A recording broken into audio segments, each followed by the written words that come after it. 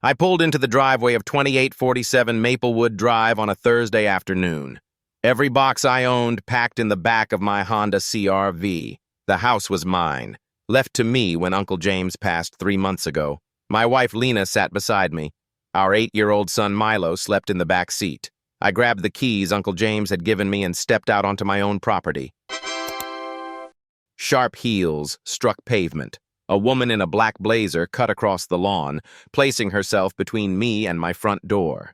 "Who gave you permission to park here?" Her voice was ice. I stared at her. "I'm Adrian Hale. I own this house." She pulled off her sunglasses. Her eyes were colder than her voice. "You can't live here without HOA board approval." I held up the keys. "I have the deed. This is my property." Her phone was already out. "Enter that house, and I'm calling the sheriff. You'll be arrested for trespassing." Behind me, Milo's door clicked open. My son was waking up just in time to see a stranger threaten his father on his own lawn. The sheriff's deputy who stepped out of the patrol car looked barely 30, clean-shaven with a nameplate that read, Deputy Trent.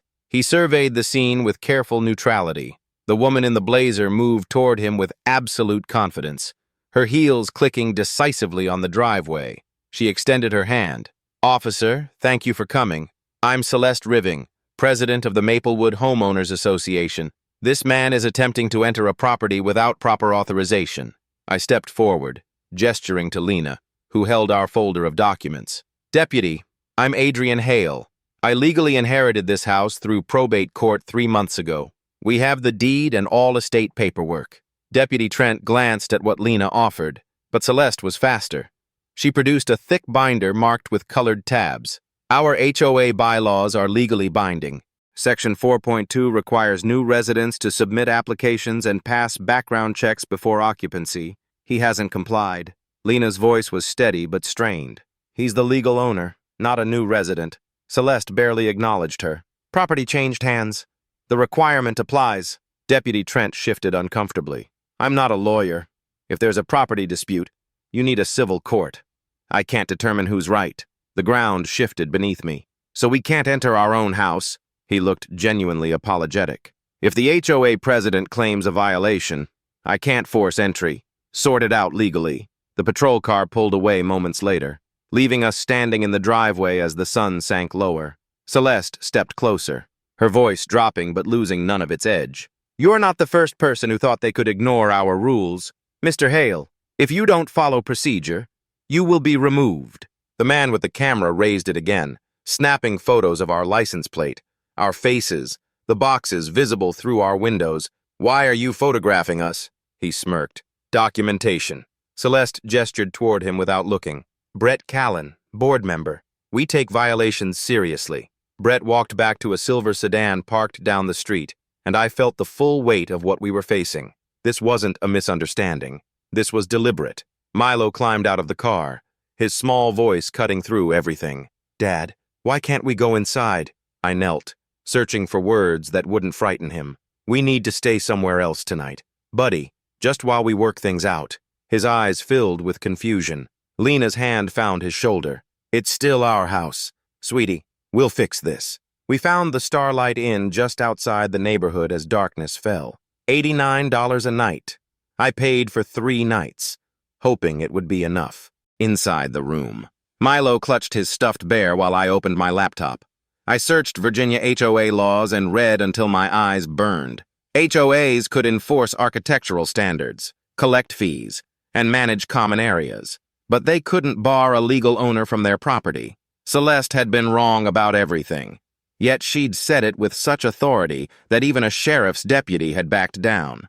Lena sat beside me at the small desk. "What do we do?" I looked at our son trying to be brave, at the legal documents that meant nothing against someone willing to lie with confidence. "We find a lawyer tomorrow. Someone who knows HOA law." My phone buzzed.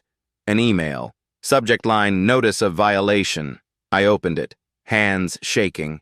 "Unauthorized vehicle parking. Fine $150. Vehicle must be removed within 24 hours or will be towed." The attached photo shows our Honda in our own driveway. Timestamp less than an hour old. Brett had sent it the moment we left. Lena read over my shoulder, her breath catching.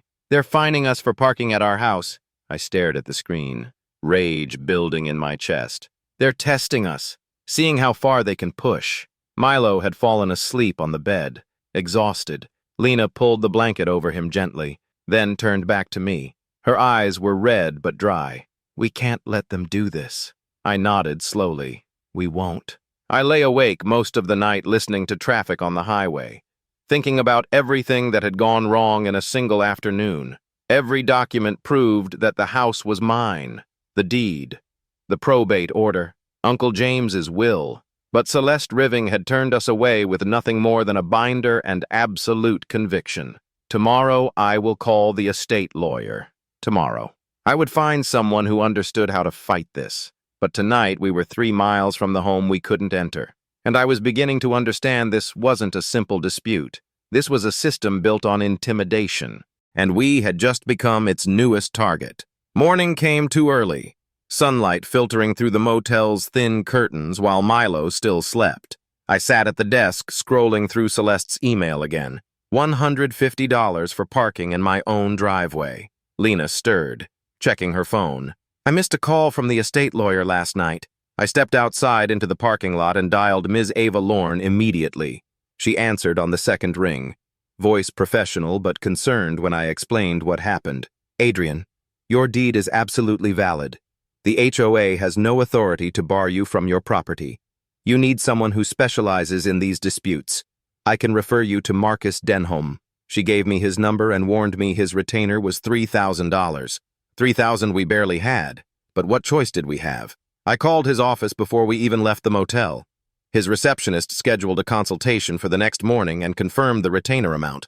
I agreed without hesitation. I wasn't going to hide in a motel while strangers controlled my house. I loaded Milo and Lena back into the Honda and drove to Maplewood Drive. We pulled into the driveway at 9 a.m., the morning air cool and quiet. I grabbed a box from the back and headed for the front door, keys ready. The key turned smoothly. The door opened. For one moment, I thought maybe we could just move in like normal people. Then heels struck pavement behind me. Celeste appeared from around the corner, wearing a navy blazer, and Brett was beside her with a clipboard. They positioned themselves between our car and the house like sentries. Mr. Hale, you violate Section 4.2. The HOA is placing a lien on this property effective immediately. I tightened my grip on the box. For what? Parking in my own driveway. Her smile was cold. Unpaid fines accumulate interest. You owed $150 yesterday.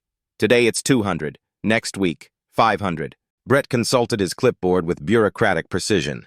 The board voted this morning to revoke your access to community amenities, pool, park, and mailbox.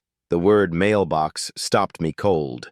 You can't block federal mail delivery. Celeste's eyebrows rose slightly. Your mail will be held at the HOA office. Business hours are 10 a.m. to 2 p.m., Monday through Thursday only. She delivered it like routine policy, not a federal crime. A neighbor across the street had come out to water her lawn, watching us. Another man walking his dog slowed 3 houses down. Celeste was making this a public spectacle, branding us as troublemakers in front of everyone. Brett raised his phone and photographed us again.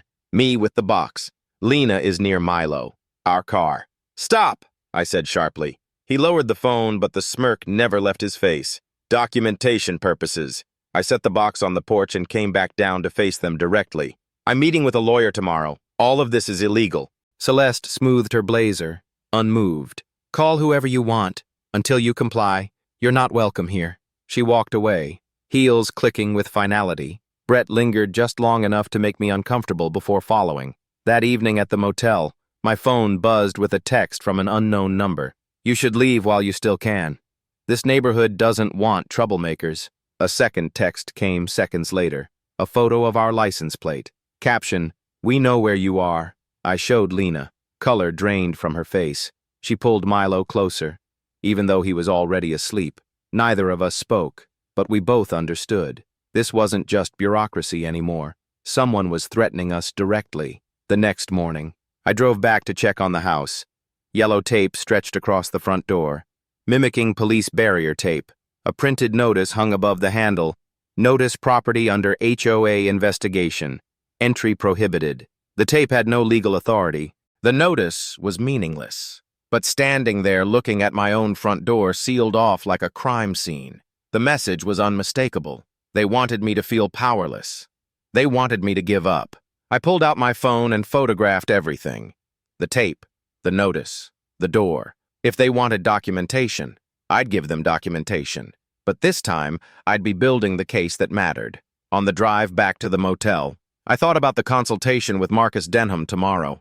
$3,000 to start fighting back. It would drain most of our emergency savings, but we were already past the point of walking away. Celeste and Brett had made sure of that. They'd pushed too hard, threatened too openly, and now they were going to learn what happened when you cornered someone who had nothing left to lose.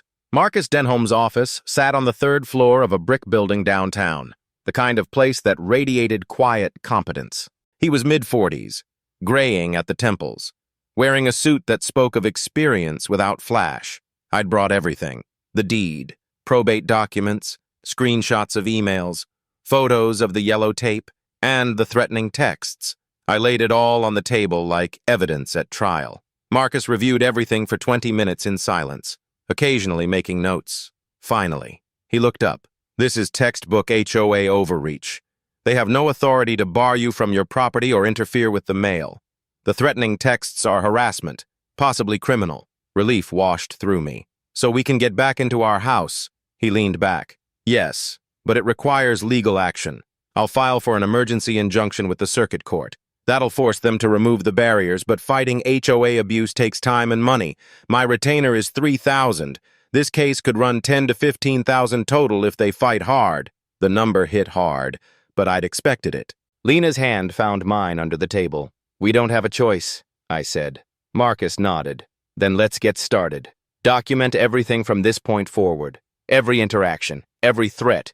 We're building a case to hold them accountable. I signed the retainer agreement right there, watching $3,000 disappear in a single transaction. It hurt, but it felt like the first step toward taking back control. Marcus would file the injunction that afternoon. We'd have a hearing within 48 hours. In the meantime, stay away from the property to avoid confrontation. Back at the motel, I tried to focus on work, but concentration was impossible. Lena sat on the bed, helping Milo with a coloring book, trying to maintain normalcy, but the strain showed in her eyes, the way she kept glancing at her phone. Then it rang. She answered, listened, and I watched her face go pale. Yes, this is she. I don't understand. We registered him last month. She listened longer, hand tightening around the phone. Who called you? Can you tell me their name? Another pause. I see. Thank you for letting me know. She hung up, staring at the screen. That was Milo's school, Riverside Elementary.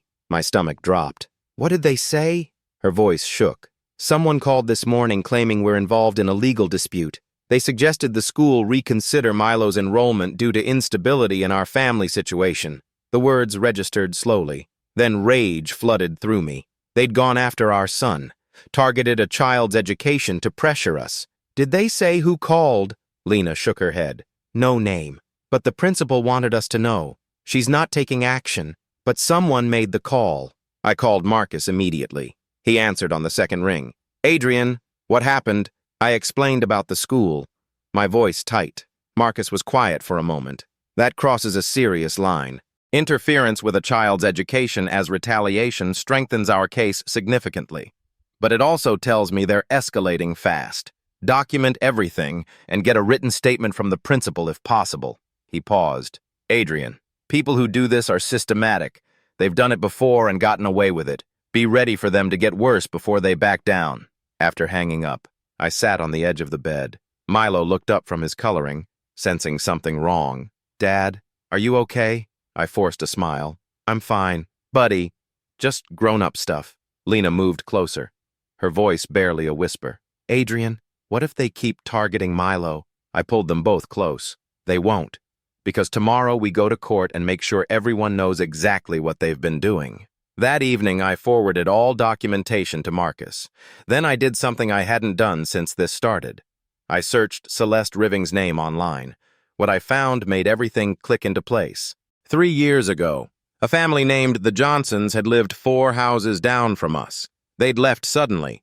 selling their house for $50,000 below market value. The buyer was Brett Callan. 6 months later, he'd resold it for a $70,000 profit. I kept digging. 2 other properties showed the same pattern: HOA violations, harassment, families selling cheap, Brett buying low, and flipping high. This wasn't about rules or community standards. This was a business model, and we were the latest targets. I showed Lena the property records. Her expression hardened. They're not going to stop, not until we're gone or bankrupt. I closed the laptop. Then we make sure everyone knows what they're doing. Marcus said we need evidence. Now we have motive. My phone buzzed. Another text from an unknown number. Last warning. Leave now or face consequences. I screenshotted immediately and forwarded it to Marcus with a timestamp. Then I blocked the number. They wanted to intimidate us into running. Instead, they just handed us another piece of evidence. Outside, the motel's neon sign flickered against the darkening sky. Somewhere across town, Celeste and Brett probably thought they were winning. They'd pushed us out of our house, threatened our family, tried to scare us into selling cheap so Brett could profit again. But they'd made one critical mistake. They'd assumed we'd break quietly like the others. Instead, they'd given us everything we needed to fight back. And tomorrow, in front of a judge, we'd start making them pay for every threat, every violation, every attempt to steal what was rightfully ours. The circuit court hearing was scheduled for Friday morning at 10 a.m. Marcus called Thursday evening to go over final preparations. His voice calm but focused. The judge is Sandra Grant. She's fair but doesn't tolerate nonsense from either side. She's also seen her share of HOA disputes and has little patience for overreach. We present the deed, the probate order, the photos of the tape, and the threatening texts. Keep your answers direct. Don't let emotion override facts. I promised I would. Lena sat beside me on the motel bed, listening to every word. After hanging up, she squeezed my hand. Tomorrow we get our house back. I wanted to believe that, but something Marcus said kept nagging at me. They've done it before and gotten away with it. If Celeste and Brett had successfully pushed out 3 other families, someone in the neighborhood had to know. Someone had to have seen what happened. I opened my laptop and pulled up the neighborhood directory I'd found online, a list of residents with addresses. Most names meant nothing to me, but one stood out. Reeve Callister, living at 2838 Maplewood Drive, 3 houses down from us. I remembered seeing that name somewhere before. Then it clicked. He'd commented on Celeste's post when she'd tried to rally the neighborhood against us. His comment had been different from the others, questioning rather than condemning. I found his phone number through a public records search and stared at it for a long moment before dialing. It rang 4 times before a man's voice answered, cautious and quiet. Hello, I introduced myself quickly. Mr. Callister, my name is Adrian Hale. I inherited the house at 2847. I know this is unusual, but I need to ask you some questions about the HOA. Silence stretched for several seconds. Then he sighed, long and heavy. I wondered if someone would finally call me. Come by tomorrow afternoon, after your court hearing. I'll tell you what I know. The next morning, Lena and I dressed in the most professional clothes we'd packed, leaving Milo with a babysitter Marcus had recommended. The courthouse was downtown, a granite building with marble floors and high ceilings that echoed every footstep. Marcus met us outside the courtroom, briefcase in hand, looking every bit the experienced attorney. Celeste will have representation, he warned. Don't let that intimidate you. We have the law on our side. When we entered, Celeste was already seated at the defendant's table with a lawyer who looked expensive. She wore a charcoal suit, her hair pulled back severely, her expression unreadable. Brett sat in the gallery behind her, arms crossed. Judge Grant entered, and everyone rose. She was in her early 60s, with gray hair cut short, eyes sharp and assessing. She reviewed the filings quickly before looking up. This is a request for an emergency injunction. Mr. Denholm, you represent the plaintiff. Marcus stood. Yes, Your Honor. Adrian Hale is the legal owner of 2847 Maplewood Drive, inherited through proper probate proceedings. The defendant HOA has unlawfully barred him from his property, placed unauthorized barriers, and engaged in harassment, including interference with mail delivery. Judge Grant turned to Celeste's lawyer. Counselor, what's your response? The lawyer stood, smooth and practiced. Your Honor, the HOA bylaws require new occupants to submit applications before residency. Mr. Hale failed to comply. The board acted within its authority to enforce community standards. Judge Grant's expression didn't change. Does the HOA dispute Mr. Hale's legal ownership of the property? The lawyer hesitated. No, Your Honor. But, she cut him off. Then on what legal basis did you prevent the owner from entering his own property? The lawyer fumbled through papers. The bylaws clearly state, Judge Grant held up her hand. I've read your bylaws. Section 4.2 applies to renters and purchasers subject to approval, not to heirs who inherit property. Inheritance transfers ownership by operation of law, not by contract, subject to HOA approval. She looked directly at Celeste. Ms. Riving, did you physically prevent Mr. Hale from entering his property? Celeste's lawyer whispered something, but she ignored him. The board determined he was in violation. We acted to protect property values. Judge Grant's voice went cold. That's not what I asked. Did you prevent him from entering? Celeste lifted her chin. Yes. He refused to follow proper procedure. Judge Grant made a note. And did your board authorize interference with his mail delivery? Celeste's lawyer stood quickly. Your Honor, we contest that characterization. The judge ignored him. Her eyes still on Celeste. Answer the question, Ms. Riving. Celeste's confidence faltered slightly. Mail is held at the HOA office for residents not in good standing. Judge Grant closed the file in front of her. That's a federal offense. Injunction granted. The HOA will immediately remove all barriers from Mr. Hale's property. He is to be given full access within 24 hours. Additionally, the HOA is ordered to cease all harassment, including but not limited to interference with mail, threatening communications, and retaliation. Violation of this order will result in contempt charges. Marcus stood. Your Honor, we also request the HOA pay Mr. Hale's motel expenses during the period he was unlawfully excluded. Judge Grant nodded. Granted. $500, payable within 30 days. Her gavel struck the bench with finality. Celeste's face had gone rigid, her lawyer gathering papers quickly. Brett had already slipped out of the courtroom. As we left, Marcus allowed himself a slight smile. That went better than expected. Judge Grant doesn't play games with HOAs that abuse their power. You can move back in tomorrow. But I wasn't thinking about moving in yet. I was thinking about Reeve Callister and what he'd said on the phone. I wondered if someone would finally call me. That afternoon, Lena and I drove to his house. A modest single story with a well-kept lawn. Reeve answered the door before we knocked, as if he'd been watching for us. He was older than I'd expected, maybe 60. With gray hair and tired eyes that had seen too much. He gestured us inside without a word, leading us to a small kitchen table. On it sat a cardboard box, filled with papers. 15 years I've lived here, Reeve said quietly. 6 years Celeste has been president. I've watched her destroy 3 families before you. He pushed the box toward me. This is everything I kept. Emails, notices, photos. I was too afraid to stand up before. But maybe it's not too late to help you finish what Judge Grant started. The box Reeve gave us contained 6 years of documented abuse. Emails from Celeste threatening fines for violations that didn't exist. Photos of yellow tape on other families' doors. Notices demanding compliance with rules that weren't in the actual bylaws. And most damning, a spreadsheet Reeve had compiled tracking every property that changed hands under suspicious circumstances. The Johnsons, the Martinez family, the Hendersons, all were harassed until they sold cheaply. All properties bought by Brett Callen within weeks of the family's leaving. All resold months later for massive profits. Marcus spread the documents across his conference table on Monday morning, his expression growing darker with each page. This is a pattern of racketeering.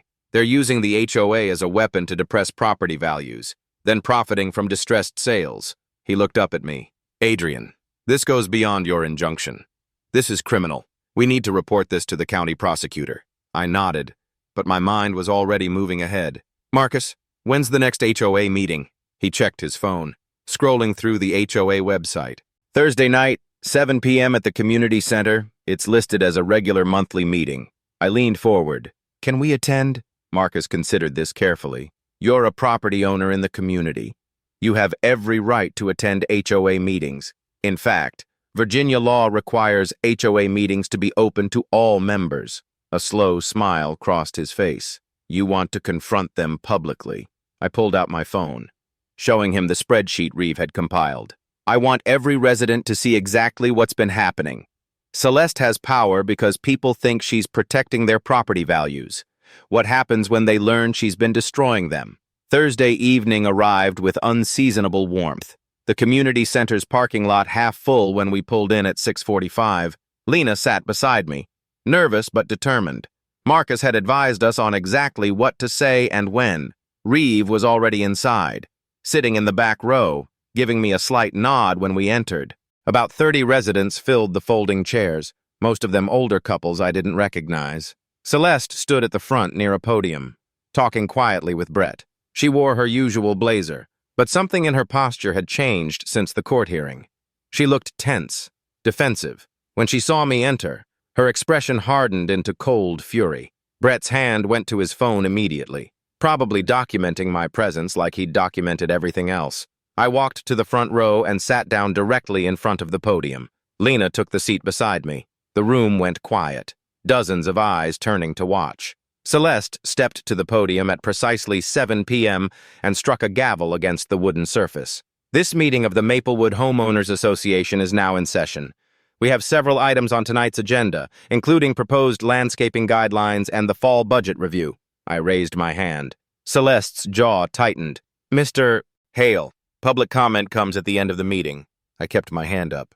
Actually, Virginia HOA law allows members to speak on any agenda item. I'd like to add an item for discussion. Marcus had coached me on this exact point.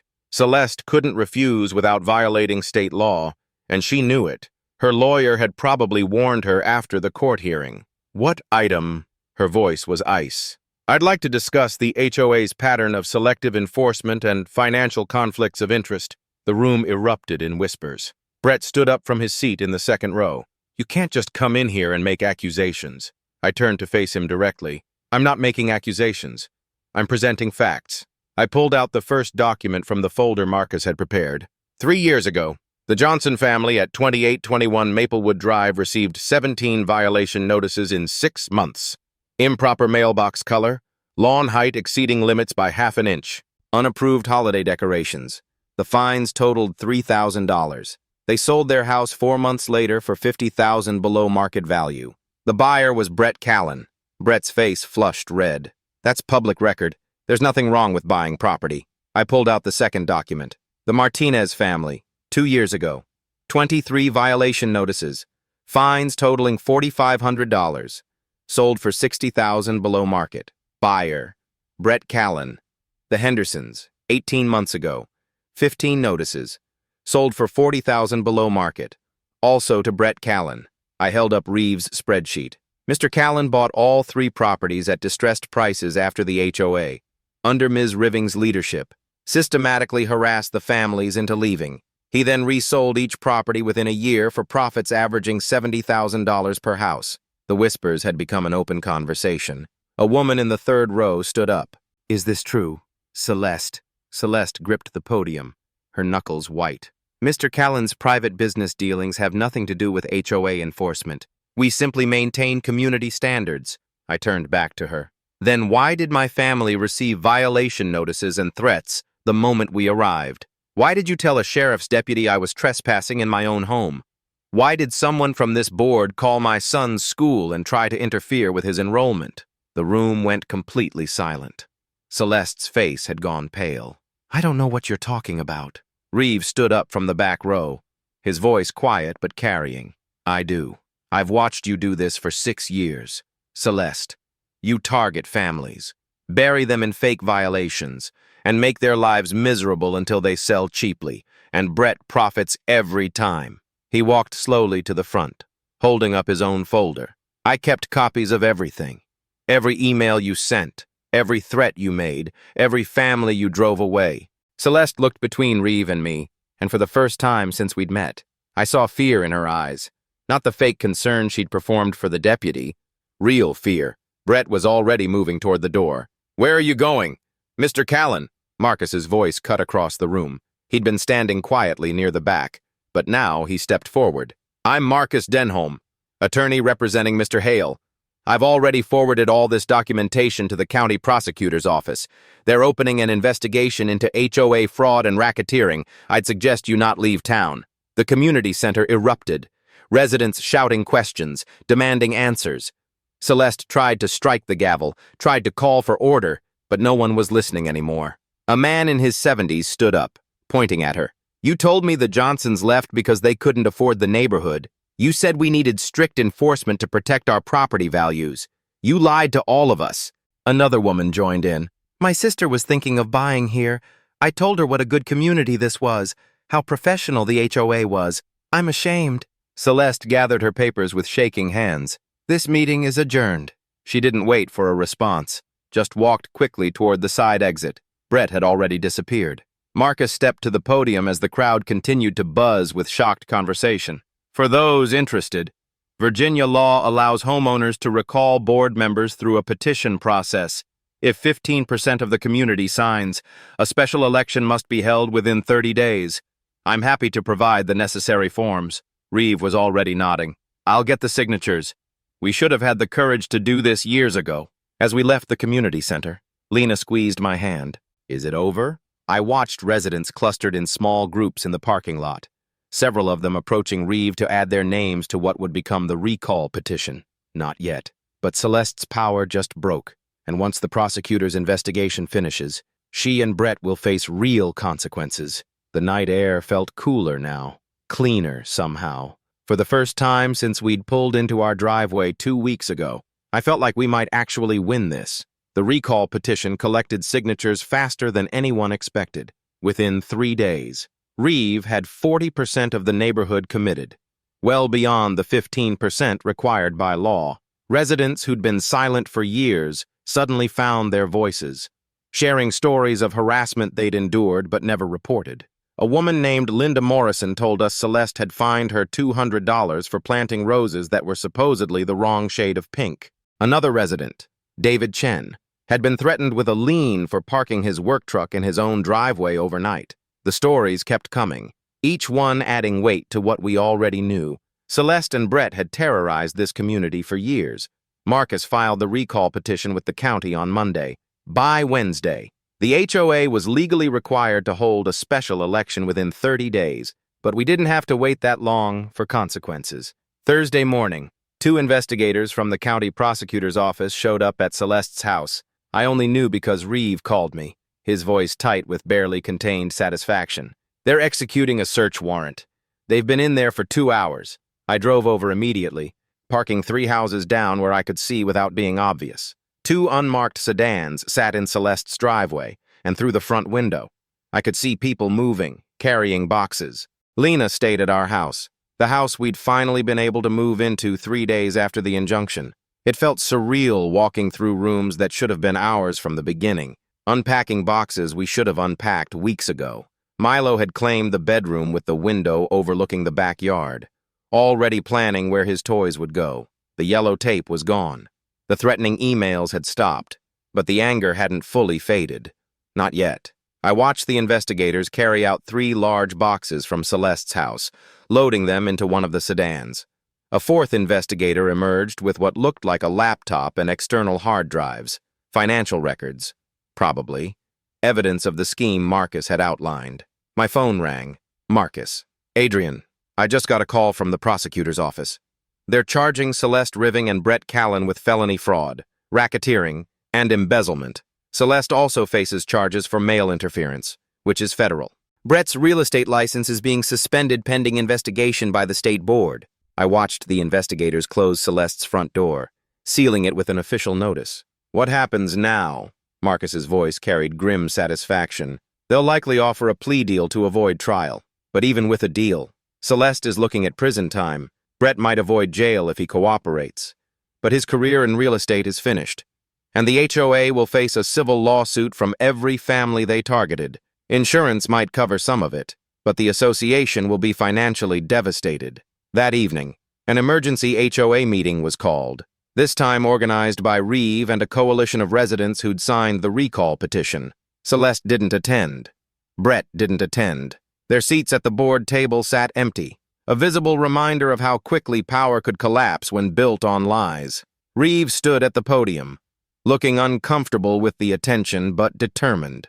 We're here to discuss immediate next steps. The board president and one board member are facing criminal charges. We need interim leadership until the recall election. A man in his 50s named Tom Patterson stood up. I nominate Reeve Callister for interim president. The motion was seconded immediately. Reeve looked startled. I don't know if I'm qualified.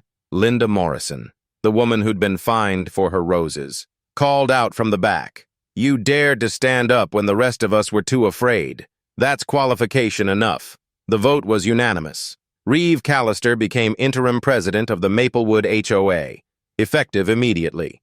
His first act was to rescind every violation notice issued in the past 2 years and refund all fines collected during Celeste's tenure. His second act was to invite me to join the reconstituted board as homeowner advocate, a newly created position focused on preventing future abuse. I accepted. Not because I wanted power, but because I wanted to make sure no other family went through what we had. The following week, the local newspaper ran a front-page story. HOA president charged in property fraud scheme. The article detailed everything: the pattern of harassment, the distressed sales, Brett's profits, and Celeste's role as enforcer. It is named the Johnson family, the Martinez family, and the Hendersons. Marcus had already contacted all 3 families, now living in other neighborhoods, other towns. They were considering joining a class action lawsuit against Celeste, Brett, and the HOA itself. 2 weeks after the charges were filed, Celeste's lawyer reached out to Marcus. She wanted to negotiate. Marcus relayed the conversation to me over coffee at a downtown cafe. She's offering to resign permanently from any HOA position, forfeit all compensation she received as president, and provide full cooperation with the prosecutor. In exchange, she wants the prosecutor to recommend minimum sentencing. I stirred my coffee slowly. What's the minimum sentencing for what she did? Marcus pulled out his notes. Probably 2 years, maybe less with good behavior. Brett's looking at similar. The federal mail charges might add time, but her lawyer thinks they can plea those down. Part of me wanted to fight for maximum punishment, to see Celeste locked away for as long as possible. But another part, the part that just wanted this finished, recognized that her cooperation would help convict Brett and might provide restitution to the other families. What do you think? Marcus closed his notebook. I think she's done. Her reputation is destroyed. She'll have a felony record. She'll never hold a position of authority again. Sometimes that's punishment enough. I thought about Milo, finally settling into his new school without threats hanging over him. I thought about Lena, who'd started teaching at a preschool 2 miles from our house. I thought about our home, finally feeling like home. Tell the prosecutor I won't oppose the plea deal, but I want one condition. Every family they targeted gets a formal apology and financial restitution from both Celeste and Brett. Not from insurance. From them personally. Marcus smiled slightly. I'll make sure that's part of the agreement. 3 weeks later, Celeste Riving stood in circuit court and pleaded guilty to fraud, racketeering, and federal mail interference. She was sentenced to 18 months in federal prison, 3 years probation, and ordered to pay $60,000 in restitution divided among the families she'd harmed. Brett Callen pled guilty to fraud and received 2 years probation, community service, and permanent revocation of his real estate license. He was ordered to pay $80,000 in restitution and banned from purchasing property in the county for 10 years. Judge Grant, the same judge who'd granted our injunction, looked down at both of them from the bench. You weaponized a homeowners association meant to serve a community. You destroyed families for profit. You're fortunate the victims are more merciful than you deserve. Her gavel struck with finality. As I left the courthouse that afternoon, I saw Celeste being led away by federal marshals, her blazer replaced with prison transport clothing, her confident posture completely gone. I felt no triumph, no satisfaction, just relieved that it was finally over. The Saturday after Celeste's sentencing, Reeve organized a neighborhood barbecue in the community park.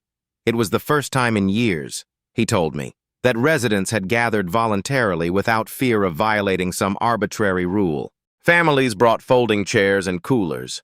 Kids ran across the open grass, and for the first time since we'd moved in, Maplewood Drive felt like an actual community instead of a battleground. Lena stood near the grill talking with Linda Morrison about preschool curriculum, while Milo played soccer with 3 other kids his age. I watched from a picnic table, drinking lemonade Reeves' wife had made, and let myself finally breathe. Tom Patterson, the man who'd nominated Reeve for interim president, sat down across from me. "I owe you an apology," he said without preamble. "I saw what Celeste was doing to you that first day. I watched from my window when the deputy showed up, and I did nothing." I shook my head. "You weren't the only one." She'd built a system where silence was safer than speaking up. Tom looked at his hands. "My son wanted to paint our front door blue 2 years ago. Celeste said it violated community standards. I told him we couldn't. He was so disappointed. Over a door color." He looked up. "I'm glad you didn't stay silent. You gave the rest of us permission to find our voices again." The recall election happened the following Thursday.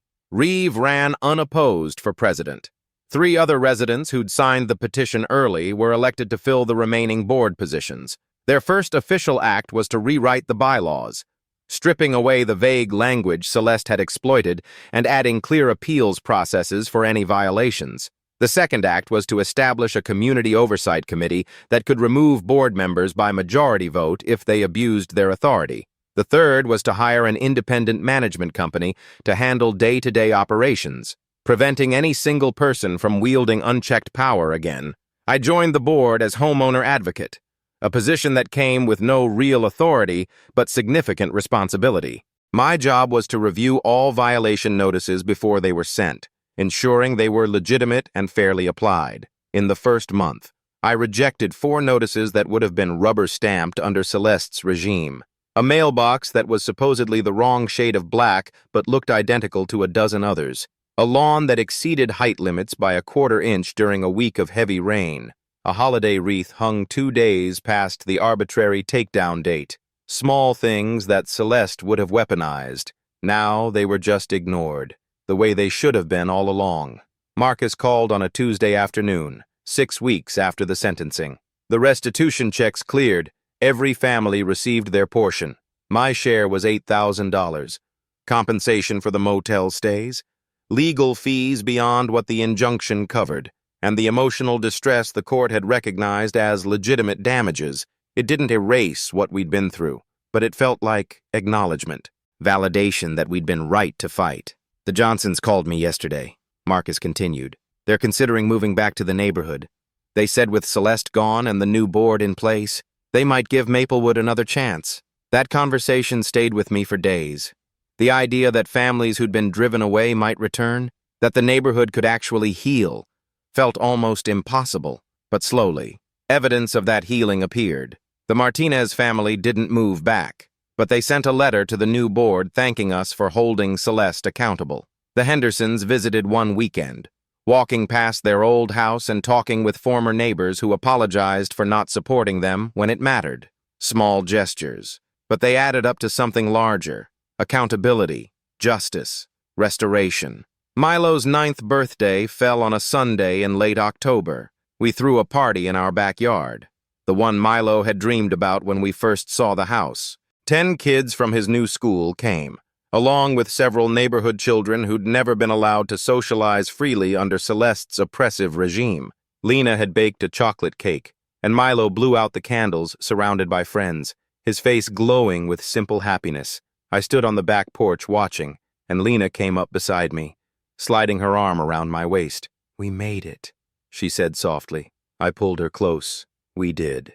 That evening, after the guests left and Milo had gone to bed exhausted and happy, I sat on the front porch steps watching the sunset paint the street in shades of orange and gold. Reeve walked over from his house, 2 bottles of beer in hand. He offered me one and sat down beside me. "You ever regret it?" he asked. "Fighting back instead of just walking away." I thought about the motel rooms, the legal fees, the threats, the fear in Milo's eyes when he didn't understand why we couldn't go home. Then I thought about the party today, the laughter, the neighborhood slowly becoming what it should have been all along. "No," I said, "not for a second." Reeve nodded slowly. "I regret not doing it sooner, not standing up when the Johnsons were being targeted, or the Martinez family. I told myself it wasn't my fight." He took a long drink. "But silence is a choice too. I chose wrong, and people suffered for it." I didn't have easy comfort to offer him. He was right. Silence had enabled Celeste's abuse, but he'd also made a different choice when it mattered most. You stood up when I needed you. You gave me the evidence that broke her power. That counts for something. Reeve smiled faintly. I suppose it does. A car drove past, the driver waving at us from the window. Linda Morrison, heading home from her evening walk. A year ago. She would have driven past with her eyes straight ahead, afraid of being noticed, afraid of becoming a target. Now she waved freely, comfortable in her own neighborhood again. These small changes, I realized, were the real victory. Not the court case or the sentencing, but the restoration of ordinary life. The freedom to paint your door blue, to plant roses, whatever color you wanted, to park in your driveway without fear. The freedom to live in your own home without someone weaponizing rules against you. As darkness settled over Maplewood Drive, lights began appearing in windows up and down the street, families settling in for the evening, secure in their homes, protected by laws that actually meant something now. Reeve stood up, finishing his beer. Board meeting Thursday. We're discussing the holiday decoration guidelines. Apparently, Celeste banned inflatables. He grinned. I'm thinking we approve them just to spite her memory. I laughed, the first genuinely carefree laugh I'd had in months. I'll second that motion. After Reeve left, I stayed on the porch a while longer, listening to the quiet sounds of the neighborhood. A dog barking. Kids are laughing somewhere down the street. The distant hum of traffic from the main road. Normal sounds. Safe sounds. Sounds of a community that had survived someone trying to destroy it. Inside, Lena was reading to Milo one last time before bed. I could hear their voices through the open window. Warm and content. This was what I'd fought for. Not just the house, though that mattered. Not just justice, though that mattered too. But this. The simple, precious right to build a life without someone trying to tear it down. Home wasn't just a place you owned. It was a place where you were free to live without fear. And finally, after everything, we had that. 6 months after Celeste's sentencing, I received an email from a man named Daniel Ortega. He lived in a town 40 miles south, and his HOA president had just placed a lien on his house for refusing to remove a wheelchair ramp his disabled daughter needed. He'd found news articles about our case and wanted advice. I called him that evening, and we talked for an hour. I explained the legal steps Marcus had taught me, gave him Marcus's contact information, and told him the most important thing I'd learned. Document everything. Never let them intimidate you into silence. 3 weeks later, Daniel called back. His HOA had backed down the same day his lawyer sent a cease and desist letter. He didn't need to go to court. Just showing he was willing to fight had been enough. That conversation changed something in me. I realized our story wasn't just about one family reclaiming their home. It was about exposing a system that worked because people didn't know how to fight back. The following month, I started a website. Nothing fancy, just a simple resource page listing Virginia HOA laws, explaining homeowner rights, and providing templates for filing complaints. I included our story, not for sympathy, but as proof that fighting back was possible. Within 2 weeks, I'd received 30 emails from homeowners facing similar abuse. Some were minor disputes, easily resolved once people understood their rights. Others were serious, requiring legal intervention. Marcus agreed to offer free consultations to homeowners who contacted us, reviewing their cases to determine if they had grounds to fight. We connected 3 families with pro bono legal services. 2 won injunctions similar to ours. The third settled out of court when their HOA realized they couldn't win. Word spread. Local news picked up the story. Running a feature about HOA abuse and reform, a state delegate contacted me, asking if I'd testify before a legislative committee considering stronger oversight laws for homeowners associations. I agreed immediately. At home, life had settled into a comfortable routine. Milo was thriving at school.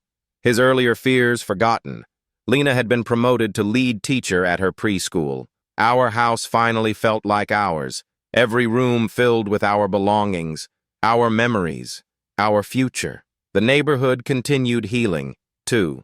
The Johnsons decided against moving back, but they visited twice, spending afternoons with old friends and thanking us for giving them closure. Brett Callan moved out of state quietly. his house selling at market value to a young couple with twins. Celeste's house sat empty for months before finally selling to a retired couple who knew nothing of its history. The new HOA board functioned exactly as it should, handling legitimate maintenance issues and leaving residents alone otherwise. Reeves stepped down as president after a year, satisfied he'd stabilized things. Linda Morrison took over, bringing a gentle competence that rebuilt trust. I remained as a homeowner advocate, a role I'd grown to value. It kept me connected to the community and reminded me why we'd fought. One evening in early spring, a year after we'd first pulled into our driveway, I stood in the backyard watching Milo play on the swing set we'd finally installed. Lena came out with 2 glasses of iced tea, handing me one. Daniel Ortega emailed again, I said. His daughter's doing well. The ramp stays. He joined his HOA board to make sure nothing like that happens to anyone else. Lena smiled. You started something. I shook my head. Celeste started it. I just finished it. But that wasn't quite true. What started as self-defense had become something larger. A network of homeowners helping each other stand up to abuse. A movement toward accountability and reform. Legislative change that would protect future families from what we'd endured. The sun set behind the trees, casting long shadows across our yard. Inside, dinner was waiting. Homework needs checking. Normal life. The kind we'd fought so hard to protect. I looked at our house, solid and permanent against the darkening sky, and felt profound gratitude, not just for the home itself, but for what we'd learned. That justice was possible. That standing up mattered. That one family refusing to be silent could change everything. We'd come home, and in doing so, we'd helped ensure others could keep theirs too. Standing up to injustice isn't easy, but silence lets abuse continue. If Adrian's story moved you, if you've faced similar battles with HOAs or other authorities abusing power, you're not alone. Share this story with someone who needs to hear it. Drop a comment about your own experience fighting back or supporting someone who did. Subscribe to the HOA Stories for more real accounts of homeowners reclaiming their rights. Your voice matters. Your story could be the courage someone else needs to stand up and fight for what's rightfully theirs.